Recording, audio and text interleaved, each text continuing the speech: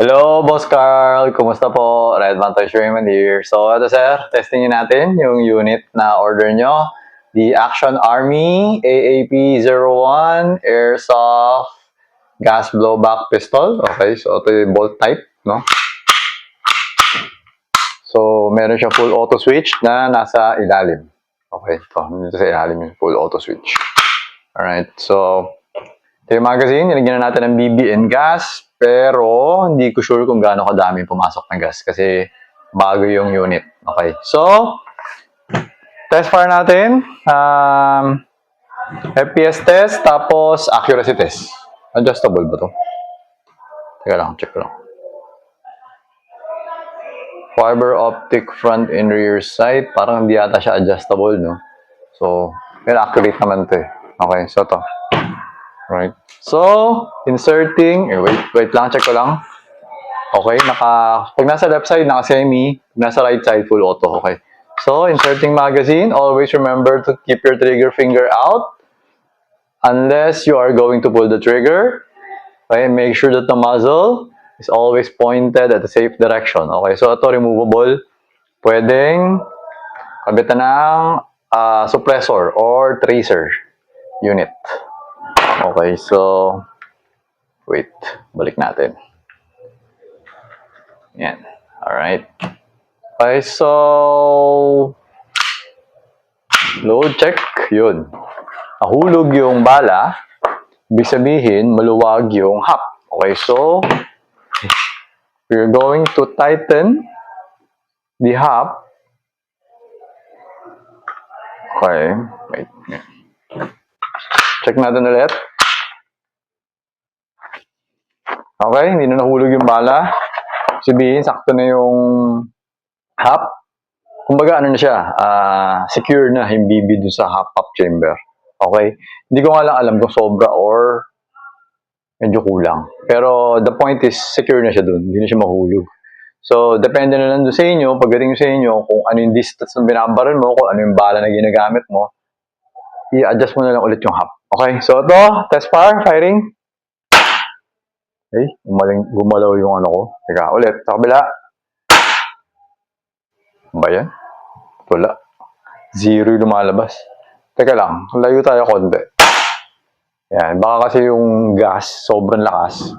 Kaya, zero. Yan, 345.5, 351.3, 349.1, zero na naman. Ba to? 323, okay. So, minsan kasi nag-zero, hindi ko alam kung may bumabalik lang na debris or nagloloko na tong chrono ko. Minsan, ganun. Okay? So, removing the magazine. Okay, so, kasi medyo humihina yung ano niya, blowback. So, tingin ko kailangan ko magdagdag ng gas. Tapos, dagdagan ko na rin ng BB. Okay, kasi mag-testing ba tayo ng burst mode, tsaka full auto, tsaka accuracy. Okay? So, teka, mag-ano ba tayo? Accuracy na siguro muna, tapos burst mode, full auto. Alright? So, okay. Naka-semi pa tayo, no? Okay. So, to accuracy. So, for the accuracy test, the target box is 2.3 meters away. Nakalimutan ko na naman dalhin yung template kong bilog. The target size is 2 inches. Okay, so ang ibibigay ko for you is the first one on the left. Yun na lang, yung nasa pinaka-left na lang na target. Kasi 6 lang to eh. Yung tatlong nasa right, nagamit ko na. So meron pa tatlo nasa left. So yung pinaka-left yung bibigay ko for this unit. Okay, so for this unit, since medyo mataas kasi itong front sight, pag ganito kalapit, napansin ko medyo mababa yung hits niya. So, kailangan, ito, nakatutok doon sa pinaka-ibabaw, sa ibabaw ng bilog, ng 2 inches.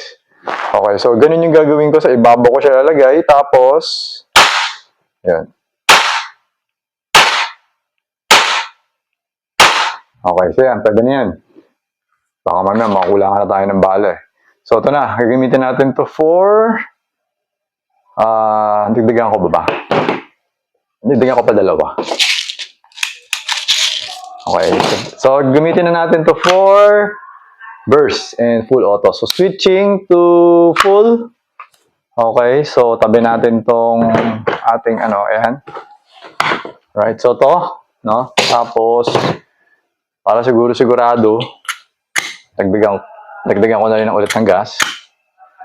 Okay. So, yan. Game. Burst mode. Alright. Tapos, ubusin ko na to. Hindi ko na bibitawan. Okay? Yan. Nag-open na yung bolt. Removing the magazine. Wala nang bala. Okay? So, teka. Balik natin sa semi. Then, hammer down. Okay? So, ayun, Boss Carl. Okay na tong unit mo. So, pwede mo na pakuha sa lalamove to. Okay? So, yung accuracy test, send ko na lang sa'yo. I-picturean ko din, send ko na lang sa messenger. Okay?